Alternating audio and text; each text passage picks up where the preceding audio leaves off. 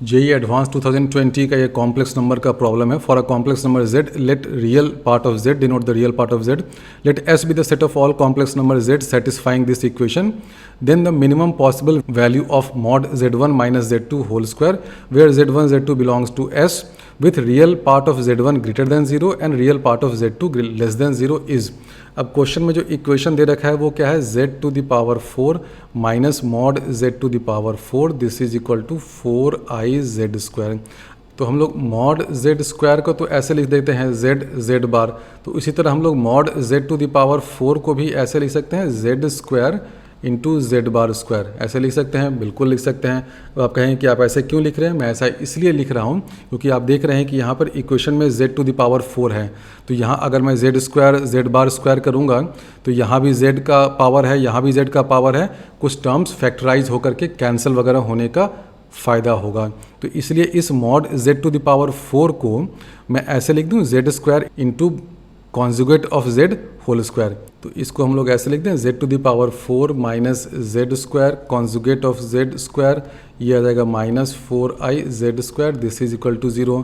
अब z square common है, बाहर ले लीजिए. यहाँ क्या बचा, z square minus z bar square minus this 4i, this is equal to 0. बहुत सिंपल है, सिंपल फैक्टराइजेशन है. अब यहाँ से आपको क्या मिल रहा है, या तो होगा कि z square is equal to 0 या ये ब्रैकेट के अंदर वाला term is equal to 0. z square is equal to 0 को हम लोग डिस्कार्ड कर देते हैं क्योंकि क्वेश्चन में आपसे पूछा है real part of z1 is greater than 0 and real part of z2 is less than 0. यानी कि हम लोग वैसे कॉम्प्लेक्स नंबर में ऑपरेट करें जिनका रियल पार्ट 0 से बड़ा या 0 से छोटा है. तो z स्क्वायर इजकल टू 0 का मतलब क्या होगा, ये तो सीधे सीधे z इजकल टू 0 ही हो गया ना. तो इस कॉम्प्लेक्स नंबर की तो हमें अभी ज़रूरत ही नहीं है, इसको तो हम लोग डिस्कार्ड कर देते हैं. तो हम लोग अब इस फैक्टर पे ऑपरेट करते हैं. अब दिस इज इक्वल टू 0 है तो इसको हम लोग फैक्टराइज करके ऐसे लिखते हैं z minus z bar into z plus z bar, this is equal to 4i. ये बहुत अच्छा स्टेप है, ऐसे ही करना चाहिए. नहीं तो बहुत बच्चे क्या करते हैं, जेड स्क्वायर है तो अच्छा x square minus y square plus 2ixy कर दिया. वैसे भी करिएगा तो अल्टीमेटली यहीं तक आ जाइएगा. लेकिन आप देख रहे हैं कि क्या है, Z square minus z bar square. तो ए स्क्वायर माइनस बी स्क्वायर वाला फॉर्मूला लगाइए, वो फॉर्मूला कॉम्प्लेक्स में भी चलता है. तो हम लोग इसको लिख सकते हैं A square minus B square है तो A minus B into A plus B, this is equal to 4i तो उधर आ गया. अब जेड माइनस जेड बार क्या होता है, ये होता है 2iy. z प्लस जेड बार क्या होता है, ये होता है 2x, this is equal to 4i. तो इसको जब सिंप्लीफाई करिएगा तो आपको मिल जाएगा xy इज इक्वल टू 1. तो ये लोकस क्या मिला, ये लोकस मिला वैसे z पॉइंट्स जो इस इक्वेशन को सेटिस्फाई करते हैं. इस इक्वेशन को सेटिस्फाई करने वाले पॉइंट्स क्या क्या है, एक तो आया था z इज इक्वल टू 0 जो हमारे किसी काम का नहीं था क्योंकि हमें ऑपरेट करना है वैसे z1 और z2 में such that real part of z1 is greater than 0 and real part of z2 is less than 0. तो ये z इजकल टू 0 वाला जो सोल्यूशन तो हमारे काम का नहीं था. दूसरा सोल्यूशन सेट आया है xy इजकल टू 1. अब xy इजकल टू 1 क्या होता है, ये एक रेक्टेंगुलर हाइपरबोला होता है. तो ये हो गया equation xy is equal to 1 का. और जो z1 पॉइंट है वो इस ब्रांच पे लाई करेगा क्योंकि क्वेश्चन में दे रखा है कि real part of z1 is greater than 0, यानी कि z1 कॉम्प्लेक्स नंबर यहाँ कहीं होगा. और फिर दे रखा है कि real part of z2 is less than 0, यानी कि z2 जो है वो इस ब्रांच पे लाई करेगा. और क्वेश्चन आपसे पूछ रहा है कि मॉड z1 माइनस z2, यानी कि z1 यहाँ कोई पॉइंट है, z2 यहाँ पे कोई पॉइंट है, ये जो डिस्टेंस है उसकी मिनिमम वैल्यू क्या होगी, यही आपसे पूछा है. अब इस चीज़ को हम लोग 2-3 डिफरेंट मेथड से करते हैं. सबसे पहला मेथड तो ये है कि ये जो इक्वेशन है xy इज इक्वल टू 1, ये आप देख रहे हैं कि x और y में सिमेट्रिकल है, x और y में कोई भेदभाव नहीं है.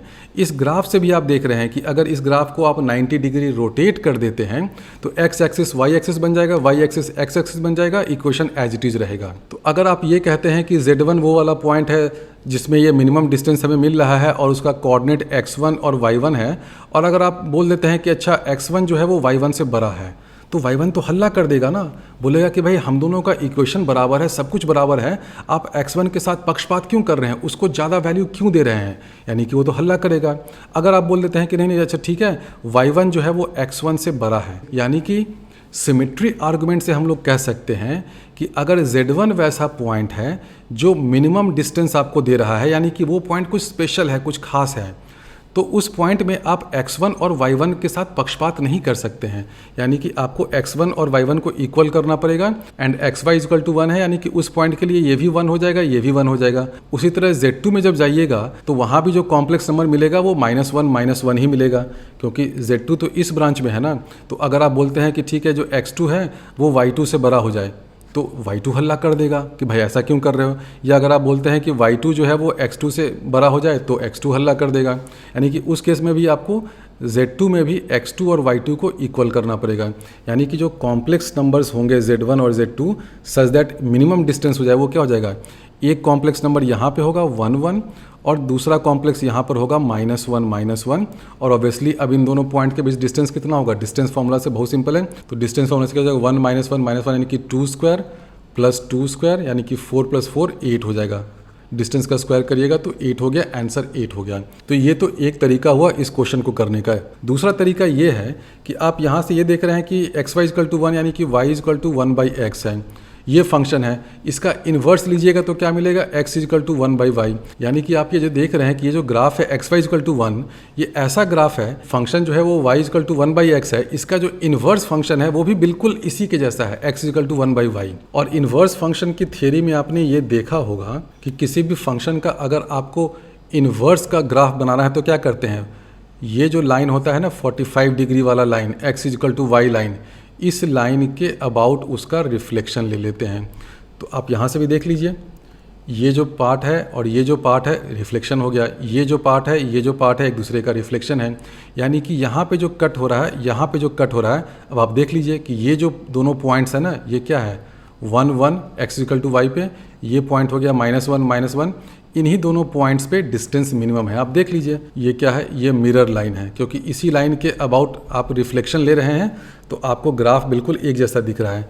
तो ये मिरर लाइन कहाँ पे इंटरसेक्ट करेगा, ये वाला पॉइंट हो जाएगा 1 और 1, ये वाला पॉइंट हो जाएगा -1 तो आप देख रहे हैं कि जो डिस्टेंस है, ये डिस्टेंस और ये डिस्टेंस Z1 और Z2 के बीच में ये शॉर्टेस्ट होगा।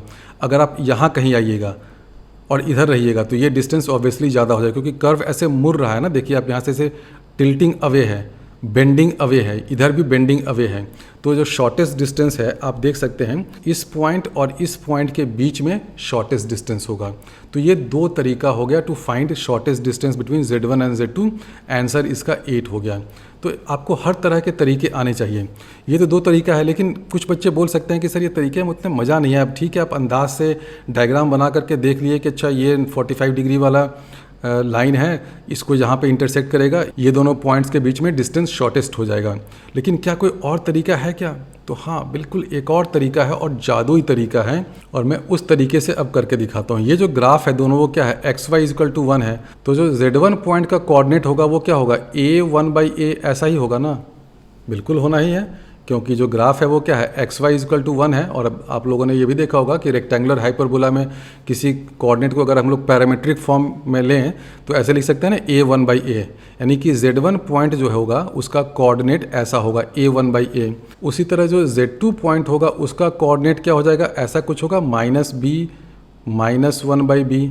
और यहाँ पे ध्यान रखिए a और b दोनों पॉजिटिव नंबर्स होंगे, इसलिए मैंने जानबूझकर के यहाँ -b ले लिया है। तो ये तो समझ में आ रहा होगा ना, Z1 पॉइंट जो है वो यहाँ कहीं लाई करना है, इसमें कहीं लाई करना है, Z2 यहाँ कहीं लाई करना है। तो Z1 पॉइंट कुछ भी हो उसका कोऑर्डिनेट a1/a होगा, Z2 का कोऑर्डिनेट -b -1/b होगा। देखिए दोनों को मल्टीप्लाई करिएगा तो आपको 1 मिल जाएगा, इन दोनों को मल्टीप्लाई करिएगा तो 1 मिल जाएगा।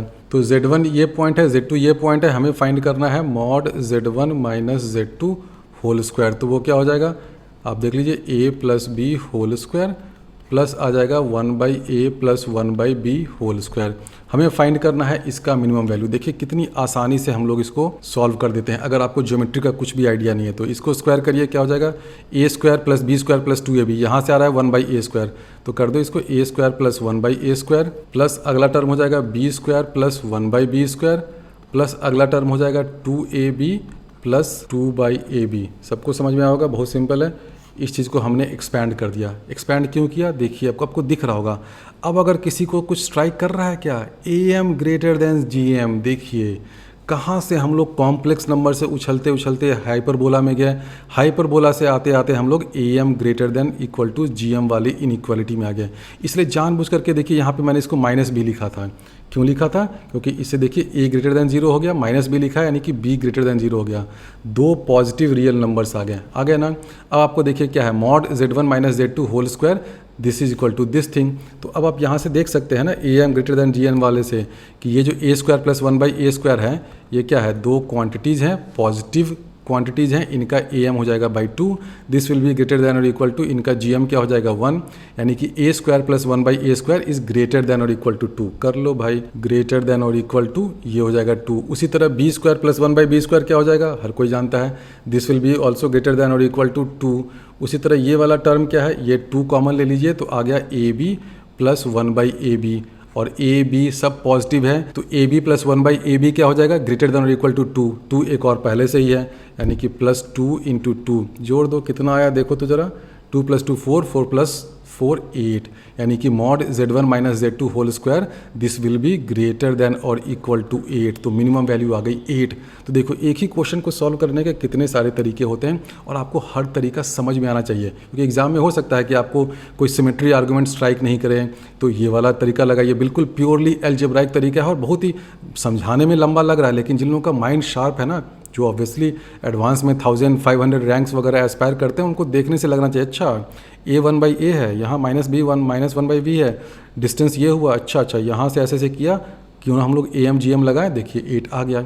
और इससे आपको ये भी लग रहा है कि अगर ये जब डिस्टेंस 8 हो जाएगा यानी कि मिनिमम के बराबर होगा, तो हम लोग जानते हैं ना कि am is equal to gm कब होता है, जब दोनों क्वांटिटीज़ इक्वल हो जाए, यानी कि a square is equal to 1/a² हो जाए, यानी कि उस केस में a की वैल्यू 1 हो जाएगी। उसी तरह b square is equal to 1/b² हो जाए, यानी कि b की वैल्यू 1 हो जाएगी। यानी कि इसकी जो मिनिमम वैल्यू 8 हो रही है वो कब होगी, वो भी बहुत आसानी से आप पता कर सकते हैं। a 1 हो जाए, ये 1 हो गया, ये -1 हो गया, ये -1 हो गया। तो हम लोगों ने am ग्रेटर देन और इक्वल टू gm वाली इनइक्वालिटी से भी प्रूव कर दिया कि ये जो क्वांटिटी है इसकी minimum value will be 8, this will be greater than और इक्वल टू 8। मिनिमम डिस्टेंस 8 हो जाएगा, आप कुछ भी लगाइए, आंसर आपको वहीं 8 पे ही पहुंचना है। और यही मैथमेटिक्स की खूबसूरती होती है, एक क्वेश्चन में आप तरह तरह के कॉन्सेप्ट लगा सकते हैं और हर कॉन्सेप्ट अल्टीमेटली जाकर के कन्वर्ज कर जाता है। रेक्टेंगुलर हाइपरबोला हो, am greater than equal to gm हो, सिमेट्री आर्गूमेंट हो, इन्वर्स फंक्शन का आर्गूमेंट हो, रिफ्लेक्शन का आर्गूमेंट हो, हर आर्गूमेंट जो है वो अल्टीमेटली आपको एक ही जगह पे ले जाता है।